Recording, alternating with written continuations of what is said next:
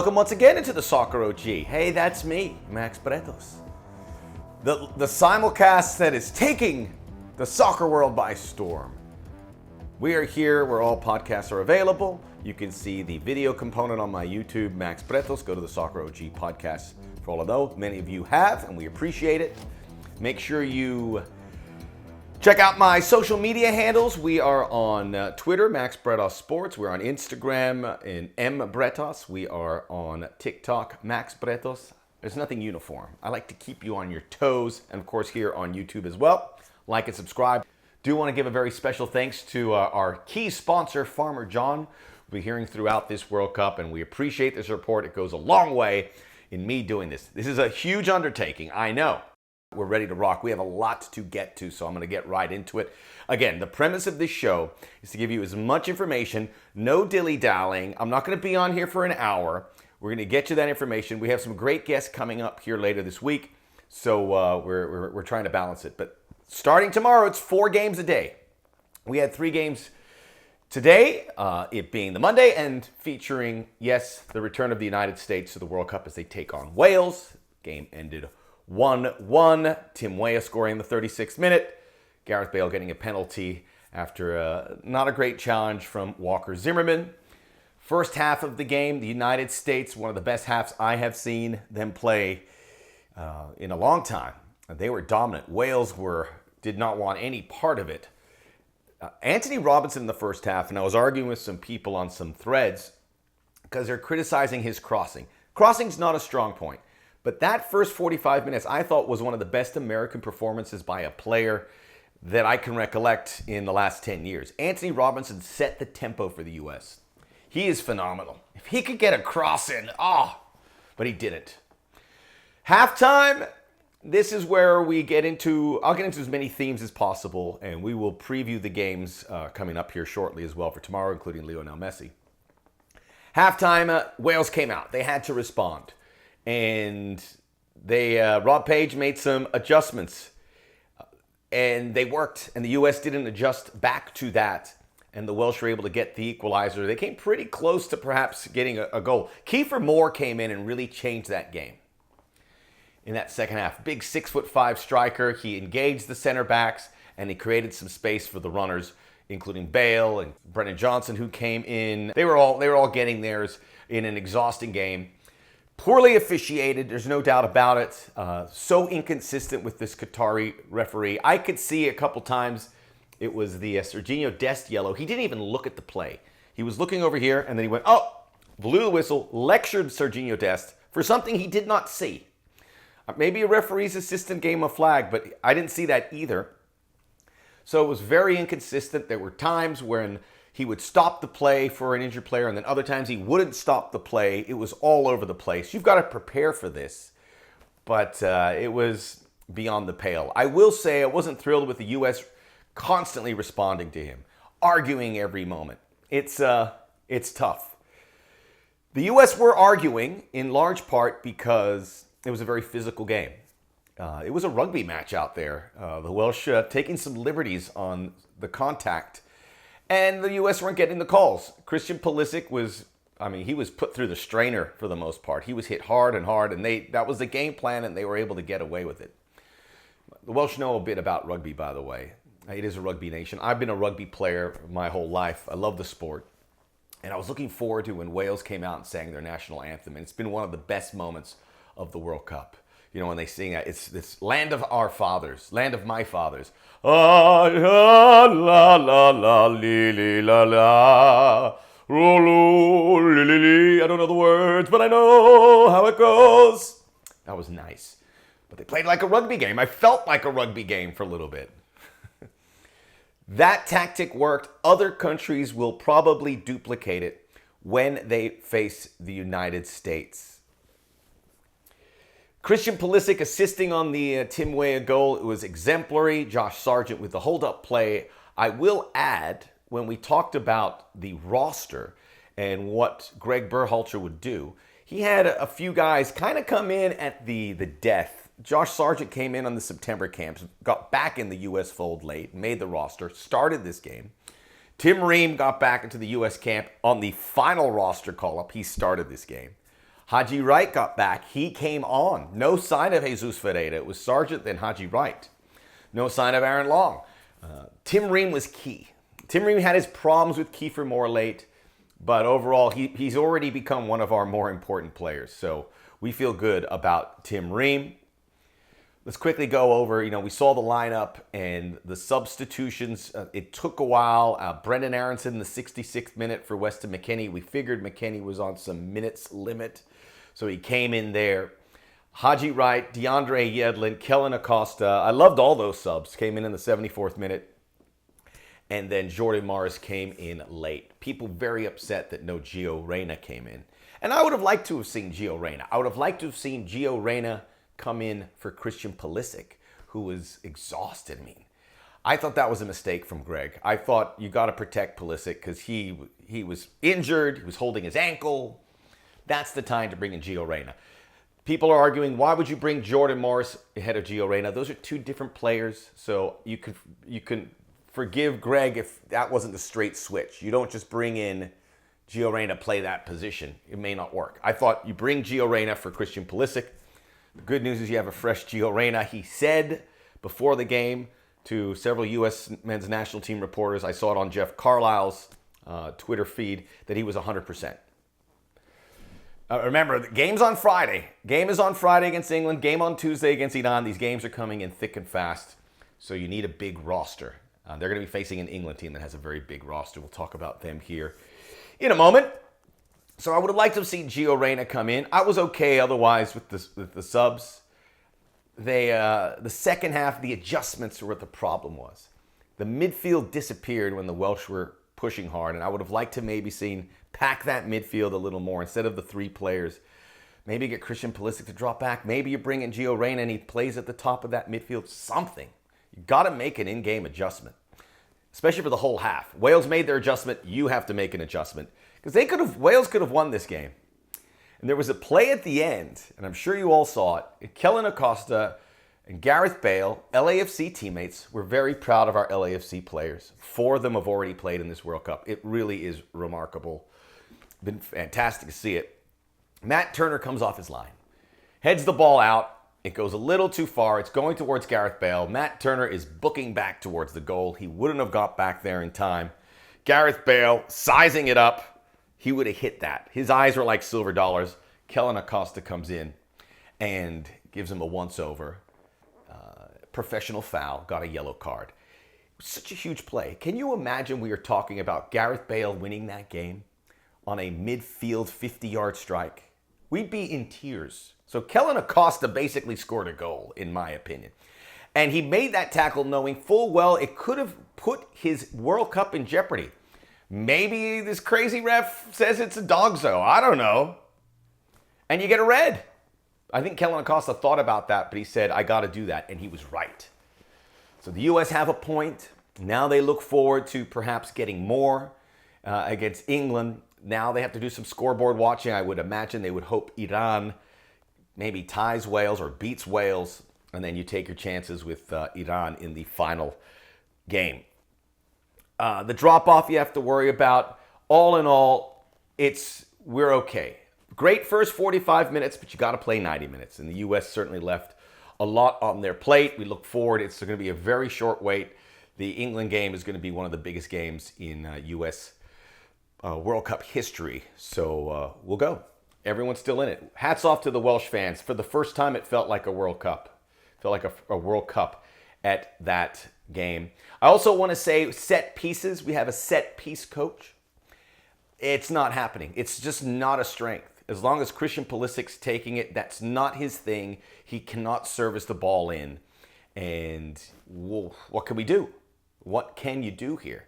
Christian Pulisic, Gio Reyna and Kellen Acosta, we better at set pieces, but maybe Gio starts in another game. But as long as set pieces are being taken by Christian Pulisic, they're so non-threatening. And we had a few. Wales, we got to work on the set piece defending. They got some set pieces in the second half and looked dangerous every time. I think this U.S. team will grow into it. Decent result, but my goodness, if they held on to the victory, how different it could have been. Let's take a quick look at what happened in Group B. England and Iran, USA's next opponent. England winning 6-2, absolutely throttled the Persian team. Well, I was always worried about them because of the tactics by Carlos Queiroz, who took over for Iran very late. And everyone was raving about Iran, and I know they look better than this. I saw Iran play Uruguay, and Iran beat Uruguay, and everyone was going, look at Iran. I watched that game. Uruguay should have thumped them by 3 goals. It was just one of those weird soccer games Iran won. This one got away. They had possession in the teens. They looked nervous. They had their goalkeeper, Alireza Beranvad, get knocked out early. Horrible way to start the World Cup, but you've got to adjust. There was like 24 minutes of stoppage time. It was Jude Bellingham. I think he's going to be a rock star in this World Cup. Dortmund didn't sell him before the World Cup, and now they want to see the price go up. It's going up. Bukayo Saka, Raheem Sterling scoring. And then they really pushed it on. Rashford came off, and he scored a goal. 89th minute, Jack Grealish, 6 goals. The big question here is, was England that good, or was Iran that bad? I would tend to think England are that good. I thought they really punished Iran for all their shortcomings, playing negatively, and England just throttled them. And I would be very optimistic if I was this English team, and the U.S. have to be concerned heading into that buzzsaw because they got to save some players. They got to play with 4 in the back, so they didn't play with 5. I don't know why they would have played with 5. I don't know why I said that. Clearly that was on there. But their center backs looked good enough. Did give up a couple goals. Iran, and we saw this with Qatar, the Middle Eastern teams just having a horrible showing. And Saudi Arabia play Argentina tomorrow. It's really disappointing this is a Middle Eastern World Cup, and this is a great opportunity to build the sport in that part of the world, and it's just fallen flat. And obviously Iran have much more important things on their mind. They didn't sing the national anthem. These guys are showing some solidarity in what's going on in their country with regards to women's rights. All this Middle Eastern baggage, it's with women and the homosexual community. It's so disheartening. But by the way, Harry Kane did not wear the One World armband. I thought he should have. I really did. The One Love, pardon me. He should have. He was going to get a yellow card. Take the yellow card. Take the yellow card. What a strong gesture that would have been. Missed opportunity. Gareth Bale would have done it for Wales. He didn't do it either. So missed opportunity in my estimation. And the Middle Eastern teams just not ready for this. And that's really disappointing. England really good on set pieces. And one thing I thought about England when I was watching them, we talked about the European calendar, how it went right up to the final days of the World Cup beginning. And all those guys looked like they were in mid-season form, right? So I think that benefited England. Will they maintain that? I would have to think it'd be pretty close. It has to be pretty close. Well done, England. Well done, England. They're definitely one of the favorites. Quick little thought here about Netherlands and Senegal. Even game, fun to watch. The Netherlands, we knew they don't have great attacking options. They didn't have a shot on goal until Cody Gakpo scored late. I would be concerned about the scoring options for Netherlands. Memphis Depay did come into the game. But this is them. Their midfield struggled, figured things out. Defensively, they're solid. Senegal, even without Sadio Mane, are no slouch. The Netherlands were able to apply that pressure, eventually get not 1 but 2 goals. And now they're sitting pretty. The European teams are off to a good start. And I think you'd feel better if you were a Dutch fan, if you had a Robin van Persie or an Arjen Robben or a Wesley Sneijder type, which they don't have anything close to that. But if the midfield can find it, Gakpo and Bergwijn and some of these other guys could get a goal here. I think they're going to be economical with allowing goals, and they had Vincent Janssen in the starting 11. Netherlands did play with 3 center backs, so they're going to play to defend. And now we look forward to a Netherlands-Ecuador game, which will be fantastic. And Senegal and African teams, big story. You don't want them to fall flat. Soccer OG World Cup Daily. We're here every day. We have an action-packed show. You can see it on YouTube under my name, Max Bretos. You can listen to it in your car on the ride home or ride to work or ride home. We'll be back as we preview tomorrow's games, our first look at Lionel Messi, and our first look at the reigning champs.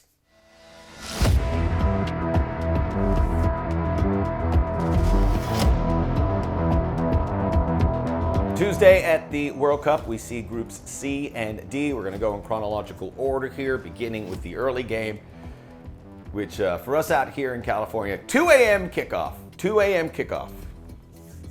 I was thinking maybe I wake up an hour late, but Argentina might score 5 goals by then as they take on Saudi Arabia. Saudi Arabia's got to look at what's happening here and say we gotta raise the standard for this region. But Argentina is one of the favorites. They have 36 game unbeaten streak. They're number 3 in the world right now. And I'm going to give you a little something to look for each game that will help you, I hope, enjoy it a little bit more. Because with Argentina, it's all going to be Messi, Messi, Messi. Everyone's going to know Messi, Messi, Messi, Messi. For good reason, he's the best player in the world. And he's rejuvenated, and he's trying to win that elusive World Cup that he almost had in 2014. Messi is, this Argentina team is a sum of its parts. It's not Messi and everyone else. When they almost won the World Cup in 2014, they were kind of like that. But this is an even better version of Argentina. And it's really interesting what Lionel Scaloni, the manager, did. He was a former international player for them, really well-regarded defensive guy, had a great club career as well. Didn't have any coaching experience. He was the assistant for Jorge Sampaoli, who was the coach 4 years ago. And he takes this job. There was a lot of people, obviously, that were less than sure that he was the guy. But he's gotten these guys to buy into it, including, in particular, Messi, who would normally say that I do what I have to do. But now he says, this is what you're going to do, and your teammates are going to put you in a good position to succeed. And that's why Argentina has been on this 36 games without defeat. And like we saw when they had their early games against the UAE, these games aren't even close. One thing to keep an eye on Argentina and how it operates. Lionel Messi's here. He has 2 midfielders behind him. It's going to be Rodrigo de Paul, who is always around Messi. He is like a bad smell in a good way. Everywhere Messi takes a step to the right, Rodrigo de Paul. Whether it's on the field, whether it's in the hotel, whether it's in the discotheque, Rodrigo Paul is always within 3 steps. He is like the security detail. It's hilarious. Just watch. De Paul is bought in. Paredes is bought in. Those guys will get Messi and Angel Di Maria and Lautaro Martinez into positions to score. It really is a system that works. I love it. Argentina, they're going to have to do it back-to-back games. That is the big question here. But watch this. Watch what Lionel Scaloni has done, because it really is just a magnificent development. Argentina, you always said Messi will save the day, or it's Argentina, they'll come through. Even that 2014 team, they squeaked by every game. I don't think there's going to be any squeaking by from Argentina here in Qatar. 8 a.m. Eastern time game, the second game over in Group D, Denmark and Tunisia. Tunisia, another Arab nation. If the Middle Eastern teams don't get results, maybe the Northern African teams will. Denmark is very intriguing. Their manager, Kasper Hjulmand, said the team came to Qatar to win the World Cup. We can beat everyone on the day, and I believe him. I have Denmark getting to the final. I have them winning this group ahead of the French. Danish managers are on the ascendancy. You have Hjulmand and you have Thomas Frank, who's over at Brentford. And of the many great stories at the World Cup, Christian Eriksen, to me, is right behind Lionel Messi as the most intriguing one for the neutrals. Christian Eriksen we've mentioned it a lot, had to be resuscitated in the Euros. Many people thought we were watching him die that day in the game against Finland. He has come back to play at a level even better than he was prior to the injury.